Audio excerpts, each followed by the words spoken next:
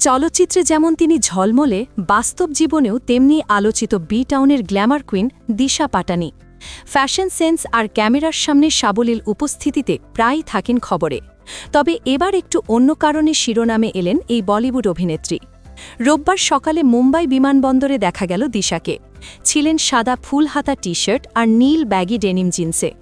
গাড়ি থেকে নেমে হাসি মুখে পাপারাজ্জিদের দিকে তাকিয়ে এগিয়ে গেলেন বিমানবন্দরের দিকে। কিন্তু সেখানেই বাধল বিপত্তি, কারণ সঙ্গে ছিল না পাসপোর্ট। বিমানবন্দরের গেটে গিয়ে বিষয়টি বুঝতেই থমকে গেলেন দিশা। কিছুক্ষণ পরই ফেরেন। হতচকিত পাপারাজ্জিরা জানতে চান কি হয়েছে। দিশার উত্তর ছিল হালকা হাসিতে, কিছু না।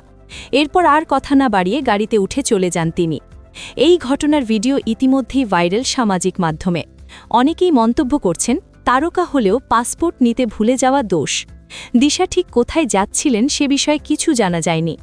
গত মাসে মোনাকোতে অনুষ্ঠিত F1 গ্র্যান্ড প্রিক্স 2025-এ যোগ দিতে গিয়েছিলেন তিনি। সেখানে তার ফ্যাশনেবল লুক নিয়েছিল তুমুল আলোচনা। ব্যাকলেস টপ, ব্যাগি জিন্স, মানানসই সানগ্লাস আর হাতে স্টাইলিশ ব্যাগ, সব মিলিয়ে পারফেক্ট প্যাকেজ। 2016 সালে MS Dhoni the untold story সিনেমার মাধ্যমে বলিউডে অভিষেক হয় দিশার। এরপর তামিল ছুরি লোফার আর একটি আন্তর্জাতিক প্রজেক্টে সোনু সুদের সঙ্গে কাজ করে নিজের অবস্থান মজবুত করেন তিনি।